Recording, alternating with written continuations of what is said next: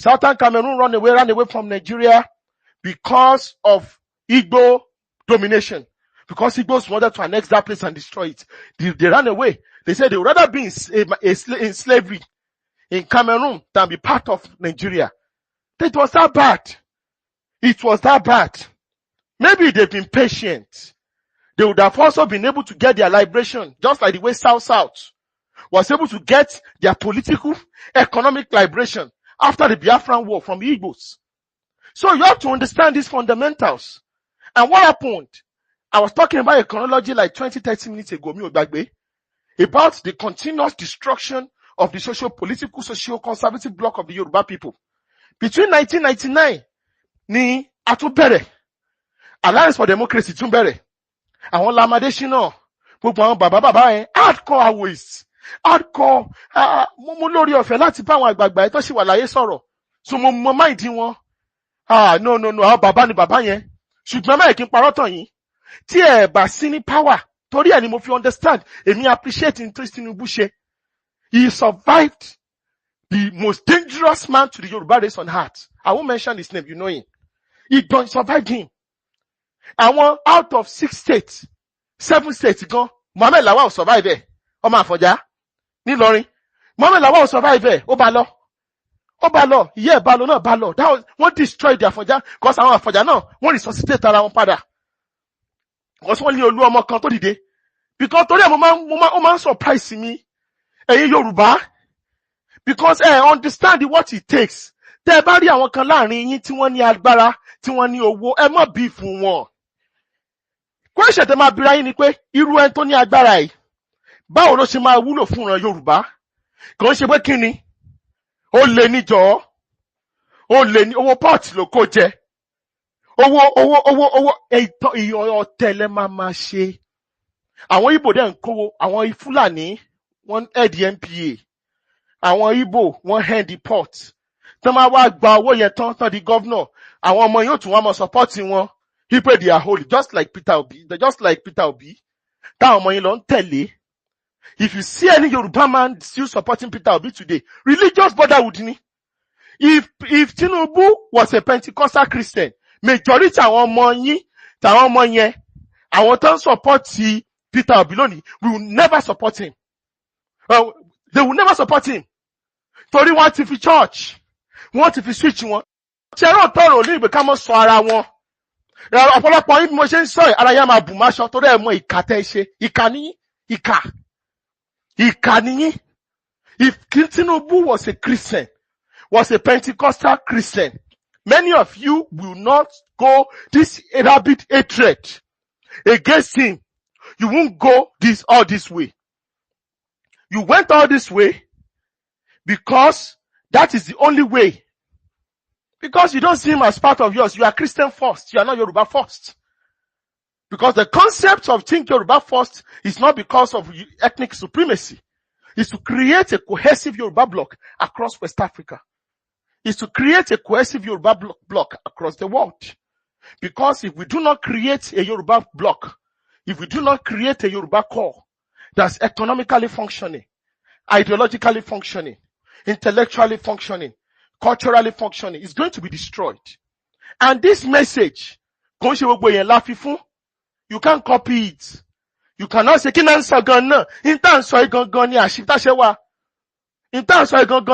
might destroy it. And the political education of emotion solo. So what destroy AD? Láti AD. Kò sí, ṣé ẹ sọ fún mi AD dà? SDP dà? Gbogbo àwọn ẹgbẹ́ yẹn ti lọ. They've been destroyed. Torí ẹ̀ nínú tèmi fi dùn. Wípé the Labour Party, wọ́n lé Peter Obi kúrò Labour Party. Because wọn ò rí Labour Party lò, bó ṣe fẹ́ lo NCNC. Ó yẹ ká máa dúpẹ́ ni o. It's a sign of victory for us. Torí táwọn Igbos, ìtàn ṣe ní NCNC, wọ́n lé gbogbo Yorùbá tó wà lára foundation. Gbogbo àwọn NYM, Nigerian Youth Movement, Ayoita, wọ́n lé gbogbo wọn dànù tefetefe kúrò ní party yẹn. And they use that party láti bà ayé Yorùbá jẹ́. Fún odidi ọdún bíi mẹ́wàá, ni wọ́n fi bà, kí ló jẹ́ ọdún mẹ́wàá? Close to 15, 16 years. Ó ní wọ́n fi sọ wá di èrò ẹ̀yìn nínú Nigeria. bí wọ́n ní ìdáhùn náà fi ń paun ìtàn ṣe nìyẹn. Labour Party, tẹ́lọ́mọ Labour Party without the likes of Mimiko. Mimiko ló wà lára wọn. Mimiko was a governor under Labour Party, a Yoruba man, Londo State, who is the current Afenifere chieftain. Bẹ́ẹ̀ kí ló ṣẹlẹ̀? Tí Yorùbá bá ti build nǹkan báyìí, wọ́n sáré kó síbẹ̀. Wọ́n ṣe, wọ́n tún lọ kó sínú Afẹ́nifẹ́re. Wọ́n tún pín sí méjì. Wọ́n lọ kó àwọn kan jọ láti mọ kọ̀bátán, láti mọ dá ìwà lálẹ́ ilẹ̀ Yorùbá. Àwọn pípín yóò tún ṣe mọ̀. So it is a pity. Ipò Yorùbá ò mọ ẹni tó ń jì wọ́n lẹ́sẹ̀, tó ń ba ti wọn jẹ́.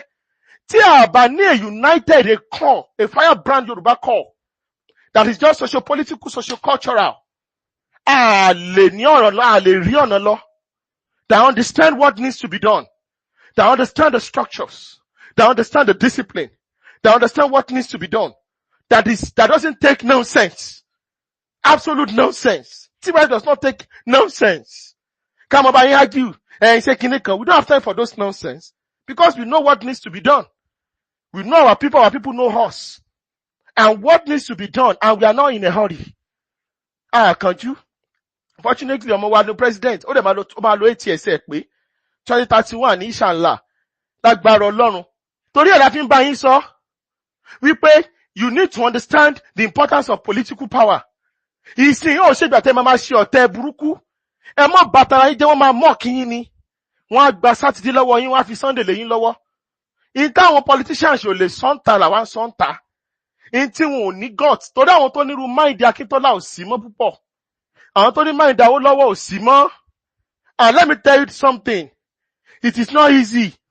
Torí ẹ̀ ló máa ń pa mí lẹ́rìn. What we are saying, the way we are saying it, and the way we are passing the message.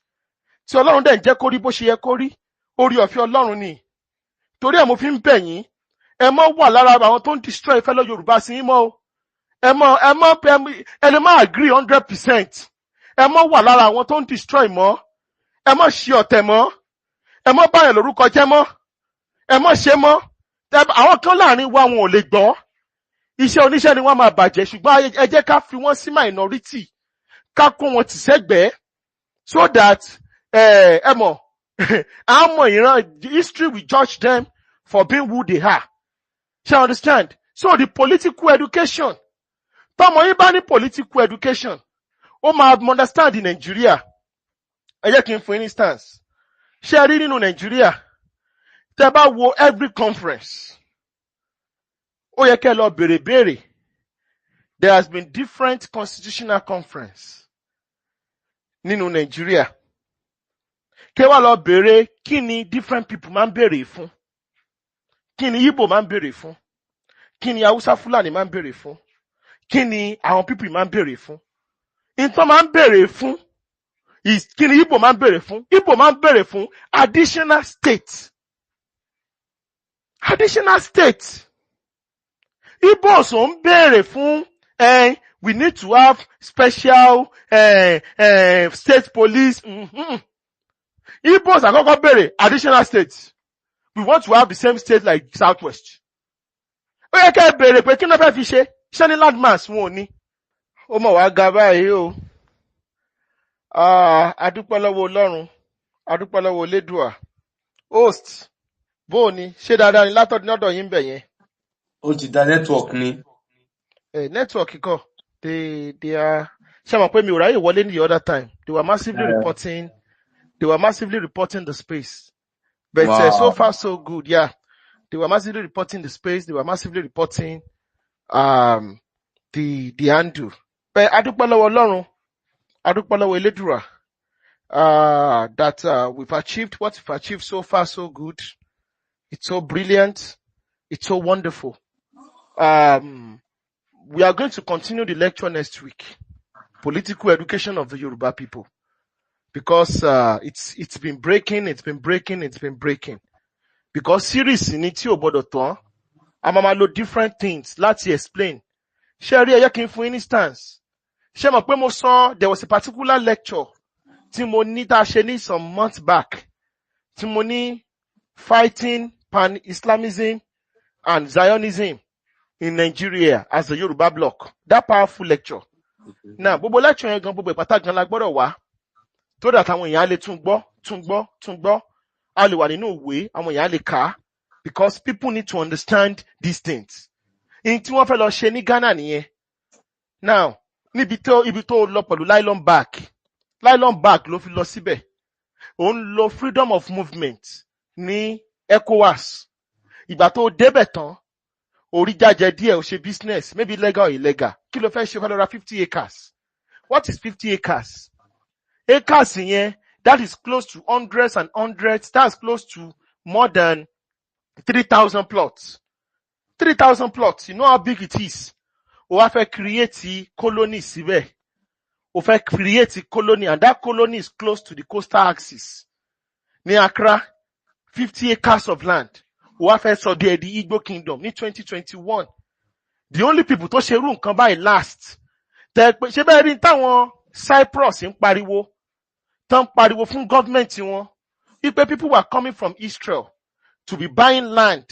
They were buying land ní Cyprus in order to create a colony ní Cyprus. You know, they were buying critical lands, land mass. So now people here poor there and they were buying it in Cyprus. It is called expansionism. Gbogbo ogun bí Syria, Assad ṣe lọ, there is a particular mountain.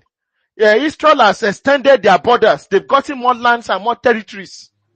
Kí lẹ wá fẹ́ lọ ṣe? You want to go and buy more lands. Nílùú.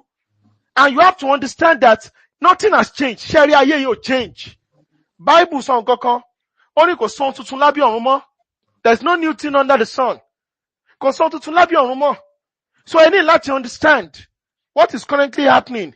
But torí lecture tá à ń ṣe, torí àwọn GA, they've gotten in contact. The leader of TYF in Ghana is a Yoruba GA. He understands. They understand. They come here to listen to lectures. They are part of TYF. They are relating with us. So wọ́n understand pé in tó ń ṣẹlẹ̀ sáwọn èèyàn wọn ní Nàìjíríà làwọn ará bí ti débì. Náà tẹ pariwo síta, youth wọn lódìde. It is their youth that started shouting on their elders.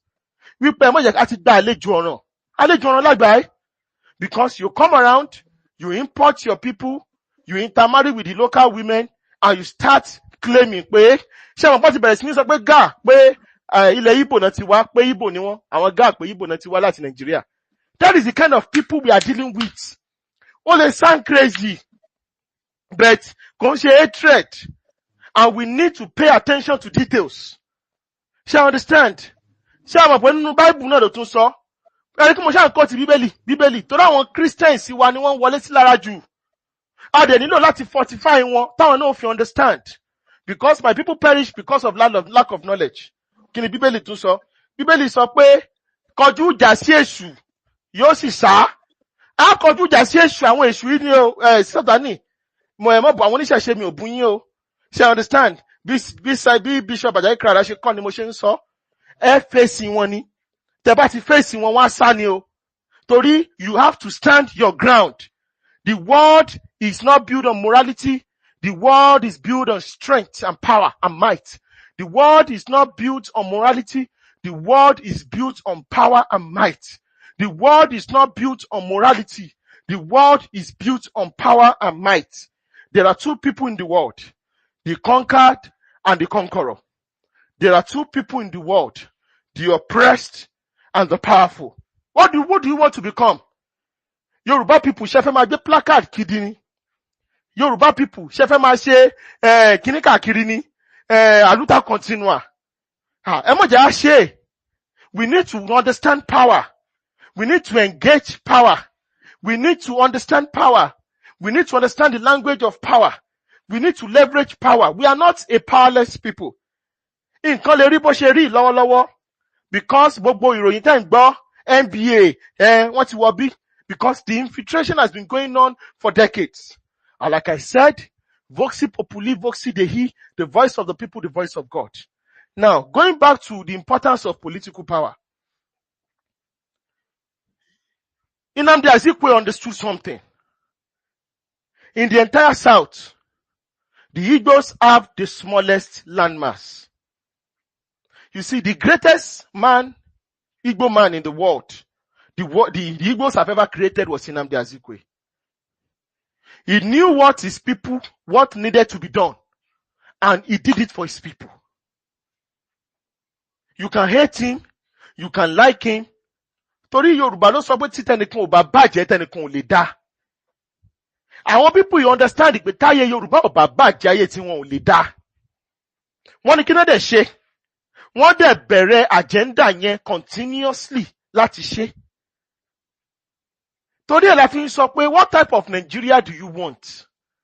Nigeria àti Yorùbá fẹ́ yàtọ̀ sí Nigeria àti Fúlàní fẹ́. Nigeria àti Fúlàní fẹ́ ó yàtọ̀ sí Nigeria àti Igbo fẹ́, ó yàtọ̀ sí Nigeria àti South South fẹ́. Ọmọ Yorùbá lá máa lọ káàkiri bí aláfiṣe. Wípé òun fẹ́ kí everybody fẹ́ nǹkan tó ń fẹ́, kò dẹ̀ sí nǹkan tó ń jẹ́ bẹ́ẹ̀. Àwọn èèyàn ò lè fẹ́ tó fẹ́, in tí wọ́n bá fẹ́ ló máa fẹ́.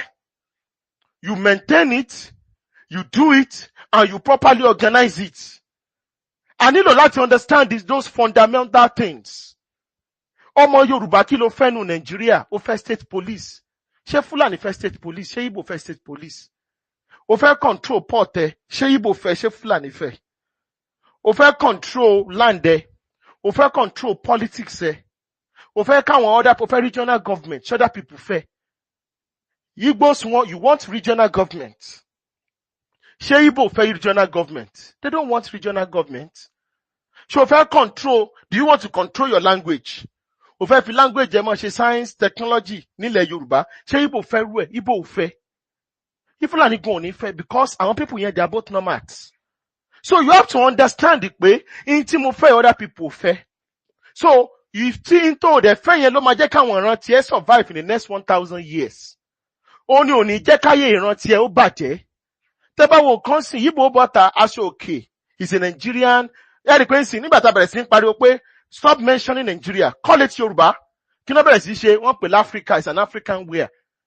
Because I want to understand the concept, they understand narrative, they understand projection of power, they understand these fundamentals.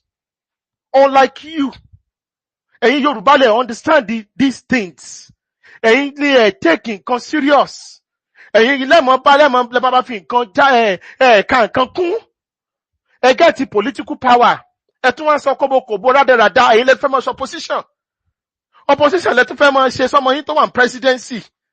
Nígbà tẹ́ pẹ́ pọ̀lọpọ̀ yín, understand what it takes láti bá Abacha jà.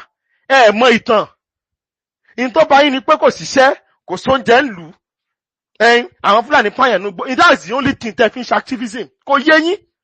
Èmi náà ṣe mi ò ń ṣe activist. I won't ṣe activist in TYF. We are think tanks. We are intellectuals. We are nationalists. I will understand in time ṣe. Àdè power à ń tẹ̀lé àwọn àgbààgbà. Àwọn ọba. Àwọn political leaders. We are not here to fight our political leaders. Rí, ìjọ tó bá wùwà, á praise Sanwó-Olú. Á praise Adeleke. Á praise Ṣèyí Mákindé. We are not here to fight our political leaders. We are here to give advice and reform the situation and politically educate our people. Torí táwọn èèyàn bá ti gbọ́n, it is very, very difficult for you to subjugate them. The South, torí táwọn jẹ ìyà lọ́wọ́ Igbo, and they know the threat. Ipe àwọn not stop Igbos from getting access to the Atlantic Ocean. So they are always on their toes. Yorùbá ló ti rà tó ti ṣe dín. Tí o understand wípé ibi tó ń wà yẹn prayer point tí ọ̀pọ̀lọpọ̀ ọ̀ràn láyé ni. Ibi tí a wà yẹn, Sherry Southwest yẹn is a choice estate tí Ọlọ́run gbélé wa lọ́wọ́. It is the heartbeat of Africa, of the African continent. It is so strategic. Economic power, Ọlọ́run ló fún wa. Cultural power, Ọlọ́run ló fún wa.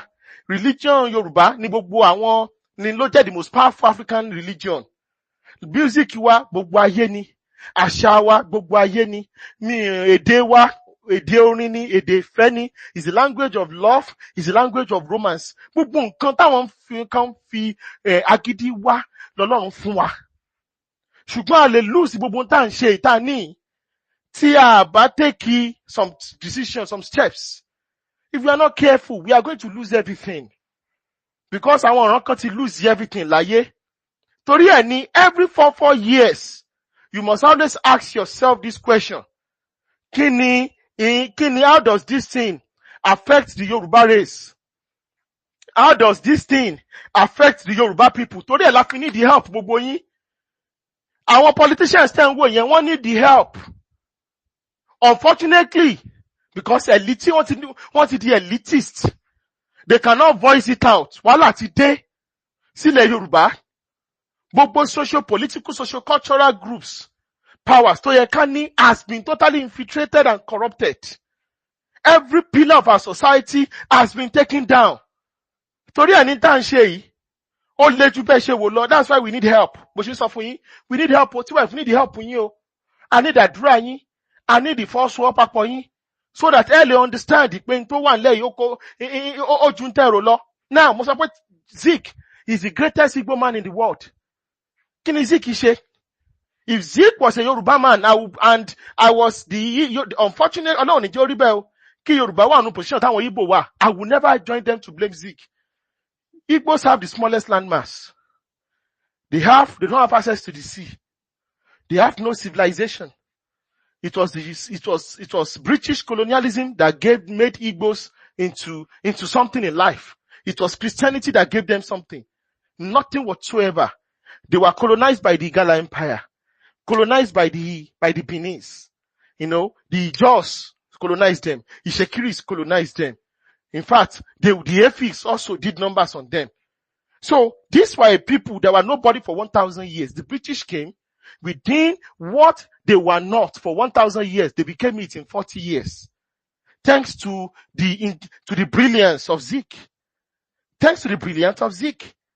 So, kini Zik ideshe? And Zik didn't understand geopolitics. He saw the South. Shall be Northern Protectorate and Southern Protectorate. Torí ẹ̀ ní Britain, torí ẹ̀ ní tẹ́ bá gbọ́n tí Peter Obi sọ pé, na we be Nigerian pass. N tó sọ yé. Wípé àwọn làwọn maintain status quo. Wọ́n mọ táwọn ṣe, wọ́n mọ parts tán ní British ní. Gbogbo tí Yorùbá ń ṣe yẹn, tí Yorùbá lọ mọ sọ̀sọ́kúsọ, sálú ẹlẹ́nu gbọ́rọ̀. Tí Yorùbá lọ máa sọ pé òun fẹ́ liberate Middle Belt. Yorùbá náà mọ liberate. Torí àwọn bàbá yẹn ní mo ti yọ́nà dájú mi, mo respect àwọn bàbá yẹn o. Nígbà mo kí fún wọn pé ẹjọ́ nítorí Ọlọ́run, mo fi elédùn àbẹ̀yìn. Ẹ má yẹ fún àbọ̀gbọ́n tó kó báwọ́ lọ́wọ́ yẹn. Ó yẹ kí Hausa náà, ó yẹ kó lọ mọ gba independence lọ́dọ̀, ẹ yẹ kí Hausa náà liberate. Kí ló kan tiẹ̀ pẹ̀lú Hausa àti Yorùbá mà? Kí ló kan tiẹ̀ ń bẹ̀? Saliu, ẹlẹ́nu gbọ́rọ̀. Kí ló kan tiẹ̀ ń bẹ̀? O tí bọ́, o tí rí bó ṣe kó àwọn Yorùbá ògòrì magongo kó lábẹ́ bìrà. O tí mọ bó ṣe kó àwọn Yorùbá okun kó lọ́dọ̀ àwọn Nupe àti Gala. O tí mọ kó lọ́dọ̀ ṣe káwọn Yorùbá Ìlọrin àti Kwara South kó lọ́dọ̀ àwọn Gàmbàrí. O tí rí yẹn ṣe. Àwọn Hausa ló ń join. Minority tí ò rán ya anybody níṣẹ́ lẹ lọ ń kẹnu bọ̀. Kí ló kan tí wọ́n ń bẹ̀? Kí ló kan tí wọ́n ń bẹ̀ tá a lè mind the business wa as a people? In tó kó bá wa nìyẹn. Àwa láwọn far left. Àlùtà continua. Wọ́n fẹ́ kẹ́ mọ́ ẹja fún gbogbo èèyàn. Torí ẹ̀ lẹ́mọ̀ rí wọn. Oh, the Yoruba people. Ó yẹ kí Wọlé Ṣóyínká. Ó yẹ kó mọ protest ni. Kó mọ 32 years. Kó mọ sọ fún Wọlé Ṣóyínká 90 something years. Pé kóun ni kó wá lead the protest fún. Ṣé àwọn pé orí àwọn ọ̀pọ̀lọpọ̀ àwọn people yẹn orí wọn burú. Wọ́n fẹ́ pa àbó bàbá. Wọ́n fẹ́ ti bàbá bàbá sí free. So, ọ̀rọ̀ intí kìíní ṣe,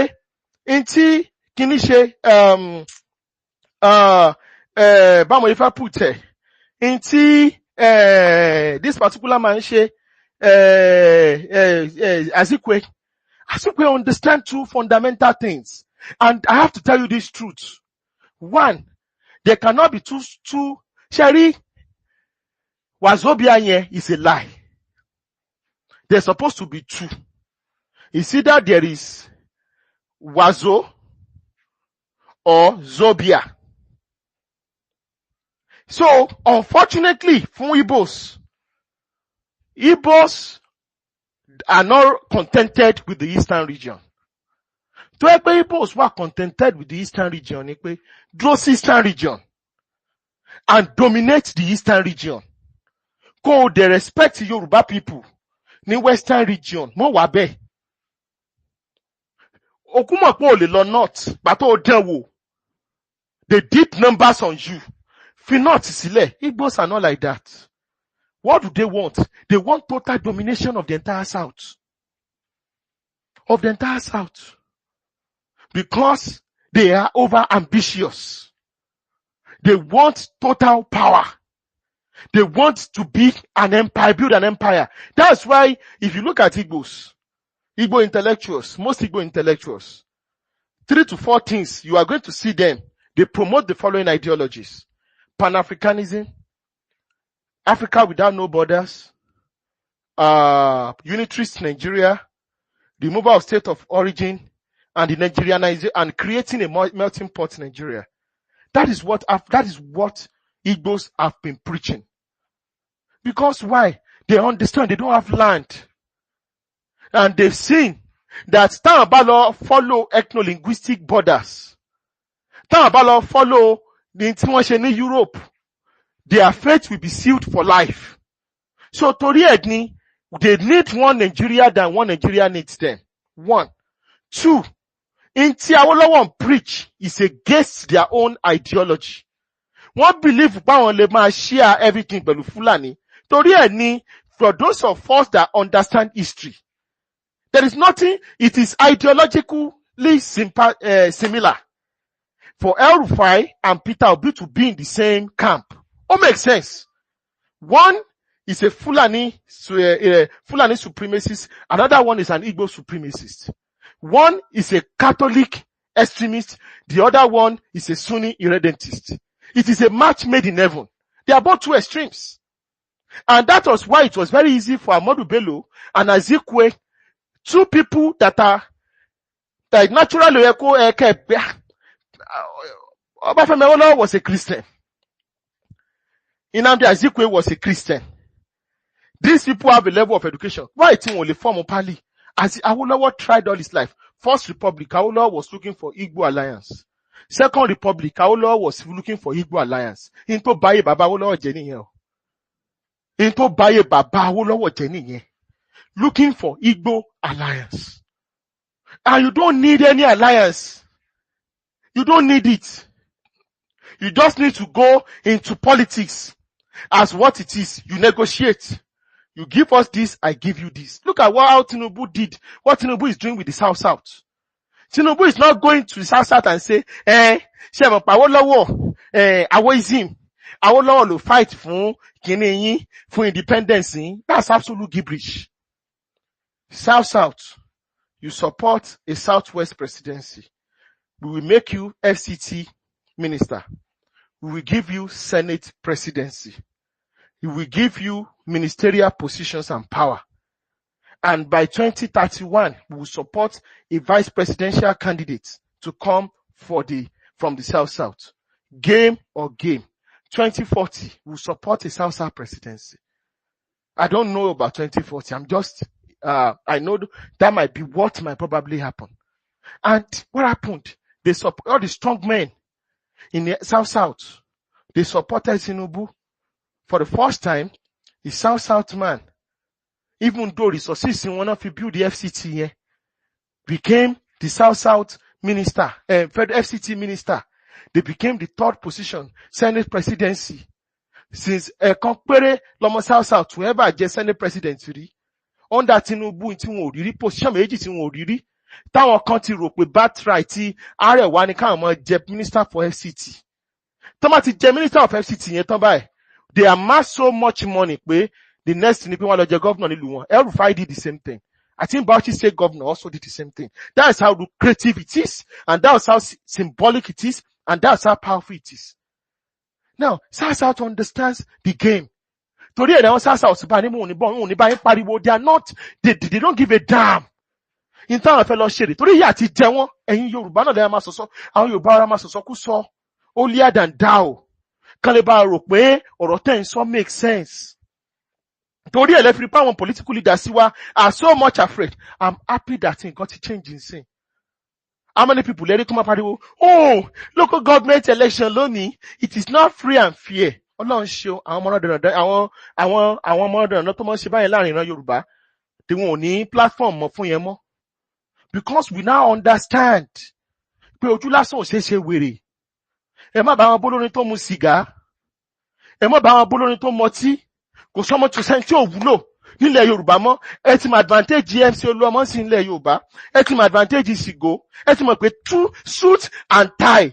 Ó scroll bóbóbóbó tá à ń ṣe yẹn is not going to solve some problem nítorí tí wàhálà bá ṣẹlẹ̀. Ẹ ti mọ̀ pé ń sìn káwọn èèyàn respect yín. Kán kẹ́ fìbẹ̀ lọ Ọlọ́run sí wọn lọ́kàn. Ó bẹ́tà ju káwọn èèyàn máa kẹ́ fẹ́ káwọn èèyàn love fún yín lọ. Kò sí nǹkan tẹ́ fẹ́ fi love ṣe. Kò sí nǹkan tẹ́ fẹ́ fi love ṣe. Somebody you are a bigot. Yes, we are bigots. You are a tribalist. Yes, we are tribalists. Nígbà tó bá sọ tán kọ́, ààrẹ ń ṣẹ́ náà. Torí ẹ̀rọ fi understand.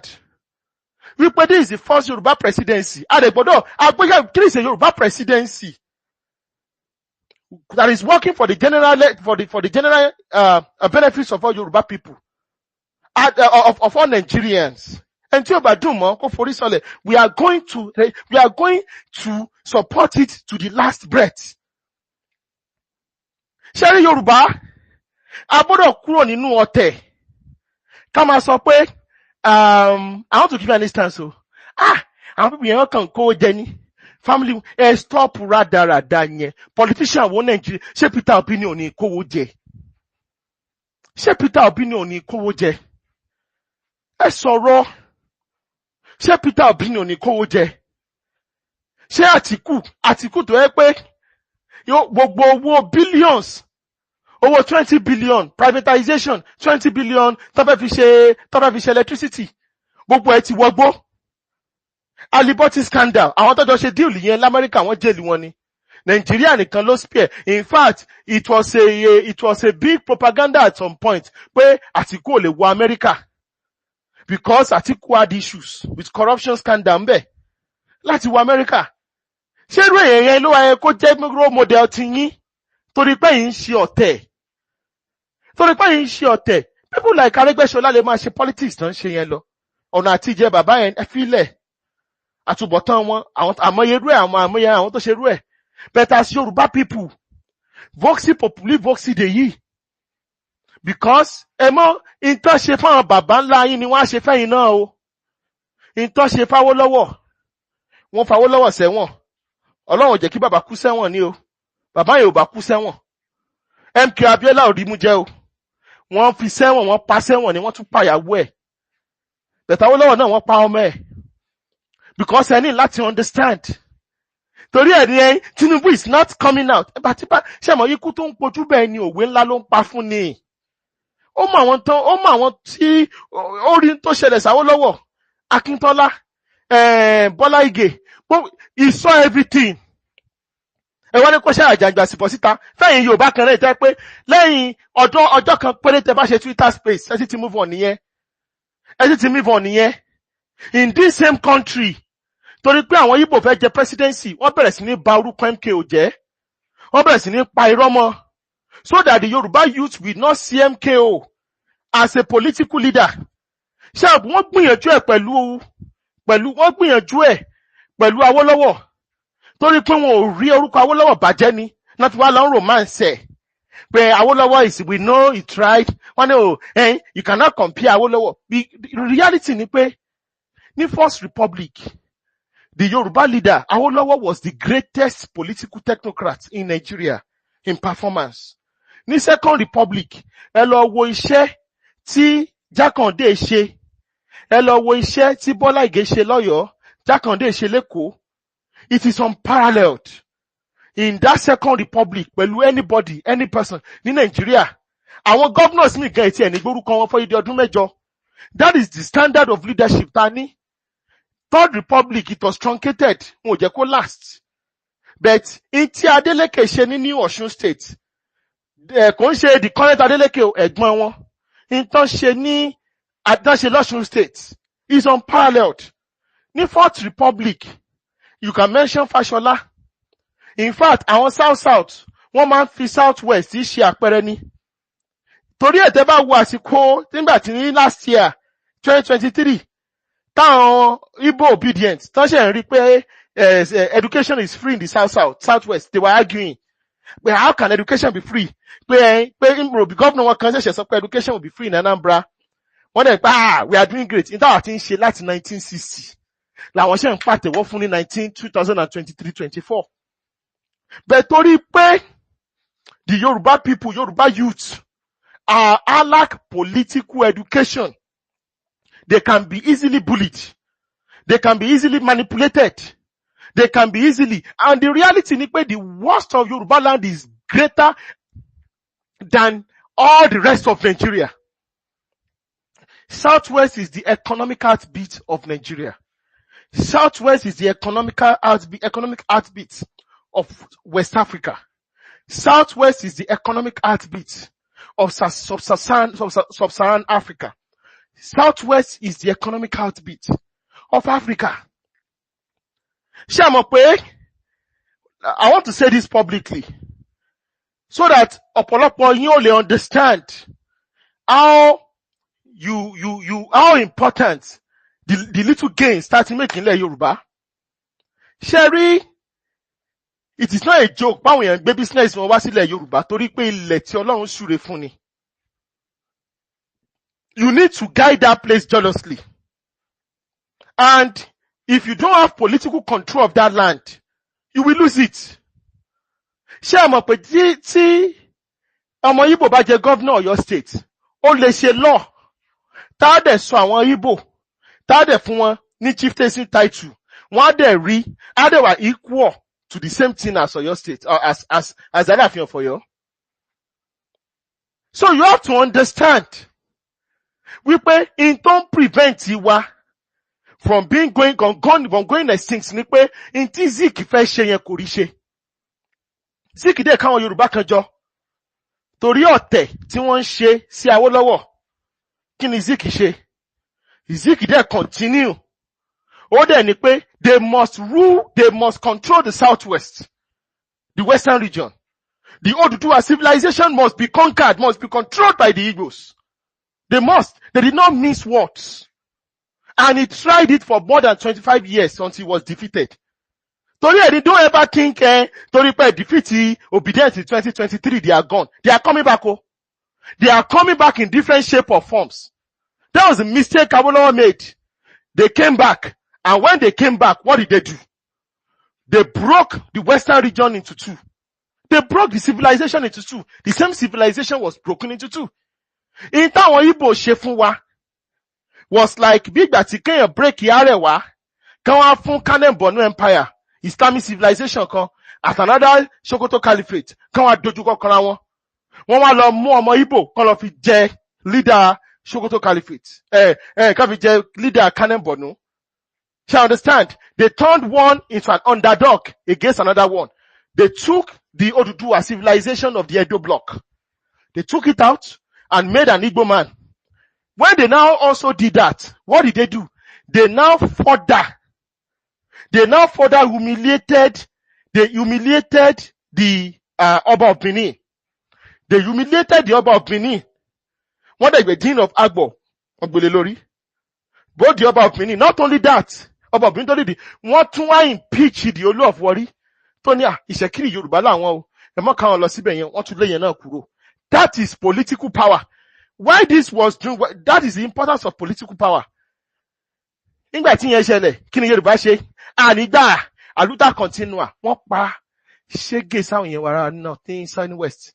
Operation Where tiẹ̀ gbogbo ẹ̀. They killed thousands of our brothers and sisters. Because these people they don't care. Because they are a young civilization. They don't have the ability to think through things through. They are ruthless. It was like the Japanese. The Japanese were a young civilization. It was the Chinese people that taught the Japanese everything. But when the West destroyed China, they uplifted Japan and gave Japan power. And when Japan was given so much power, what did Japan do? Japan became ruthless. Eloka enti Japan she. The atrocities the Japan ṣe ní Asia, ó ju tí Germany ṣe ní, tí Germany ṣe ní Europe lọ. It's just because people don't talk about the atrocities of Japan. Because it was a ruthless civilization. Ruthless ni, wọ́n máa tẹ̀lé báṣubàṣu ni. A ruthless civilization. Àwọn wọn ò ní break o. In tó ṣẹlẹ̀ sáwọn táwọn Mongols ṣe nìyẹn. The Mongols were a nobody before Genghis Khan. They were useless. They were just nomads. All they unite the nomadic people into one singular block, and they wreak havoc from East Asia, Southeast Asia, even into Africa. One day, Egypt, they went and into Europe. They built an empire built on skulls, blood, and destitution. Total carnage. The Islamic world has not recovered from what the Mongolians did to them. That is the nemesis of the Islamic world. And that's why you need to understand this young civilization that wants to destroy state of origin, destroy state of residence, destroy every other thing. Fighting, going to Ghana, you are creating kingdom. Going to this. That is how they are socially engineered to be doing that all across West Africa. And people are seeing this danger. So that you can understand where they are behaving like nomads. Going into new places and creating kingdoms, creating damage, fighting with the indigenous people all over. And that's why it's a matter of time. We are going to solve this structure, this problem. Because that was what the Germans were also doing. The Germans were doing this for more than 2,000 years in Europe. Germans, I want to burn down Rome. The Germans destroyed Rome. The Germans, they went into, at a point in time, they ruled Italy. They ruled Spain. They ruled Portugal. The Germans were everywhere. They were in Russia. The Germans invaded what you now call Britain and subjugated the indigenous people. And they created England. The indigenous people, àwọn ni Wales, àwọn ni Irish, àwọn ni Scots. Àwọn invaders, they all create England, àwọn ni English, and they are also Germans. The Vikings are also Germanic people. They were going everywhere. So you must understand. You must understand the reality. When you see the issue, even the issue of Nazi Germany against Britain, it was a civil war. It was between two Germanic groups. It was between two Germanic groups. Go read about Normandy. It was created by the Germans, the Germanic people. And by the point, Normandy, Normandy, they adopted French language, even though they were Normans. They still invaded England and colonized England and imposed French language. It was still Germanic people subjugating another Germanic group. So that you can understand that how powerful. And it was that Second World War that everybody said, look, we have a German problem in Europe. And to solve this problem, it was America that helped them to solve it. All empires must be destroyed. Europe must go across ethno-linguistic borders. And that's how they were able to solve the problem.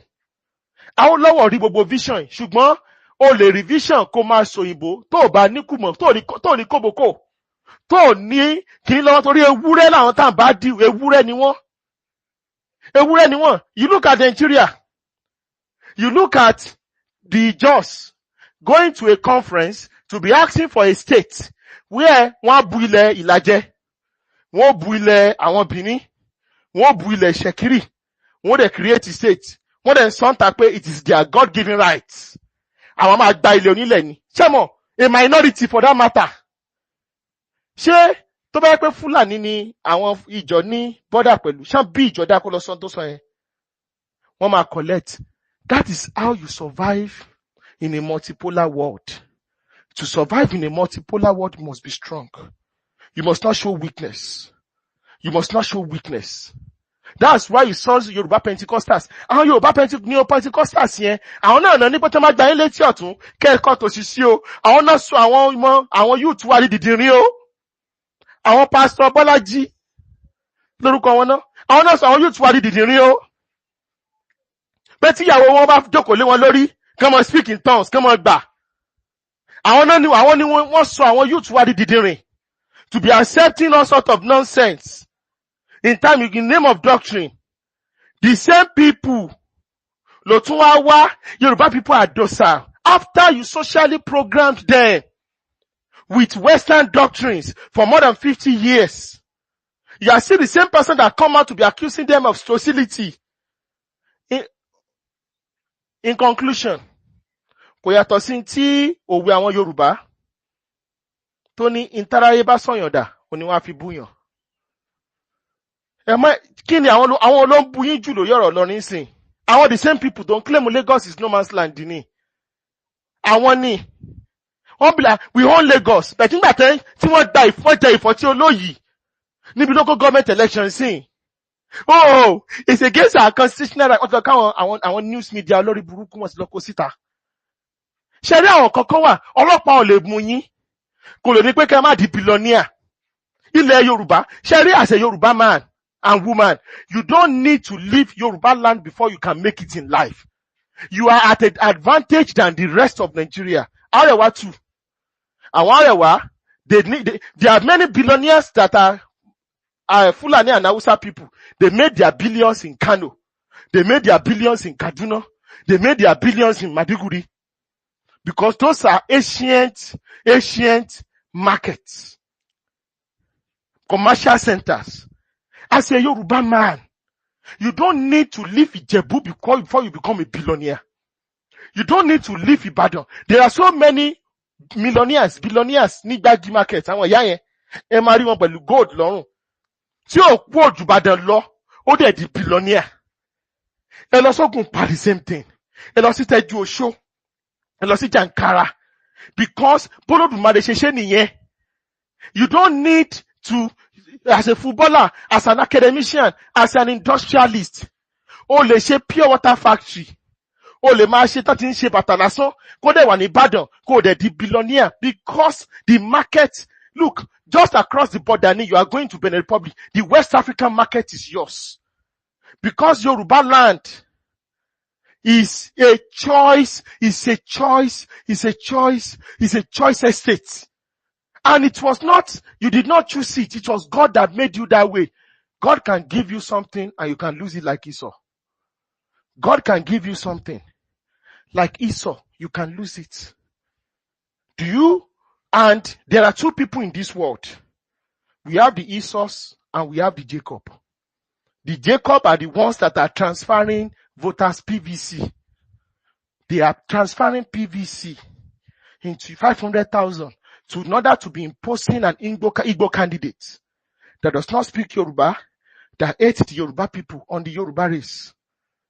They are the people that go to Ghana, go and buy 50 acres of land to go and create Igbo kingdom. Those are the behavior of Jacob. People that think like Jacob. There's a reason why they call themselves Jews. I'm not anti-Semitic. I'm putting that there. But just making an analogy. There's a reason, even though they are not. The Jewish Congress have been able to say they are not. But we know why they are doing what they are doing. They are following the template. The threat is real. When Ahmadu Bello raised the alarm about the threat in the First Republic, they killed him. When Akintola raised the alarm for the Yoruba race in the First Republic, they killed him. When Adeyanka's grandson raised the alarm in Britain, even though I don't subscribe to his methodology and some of his rhetoric, we will stand our ground and fight this to the very end, to the very last end, not because of our strength, but because of the help and support of our brothers and sisters in the audience, both home and abroad.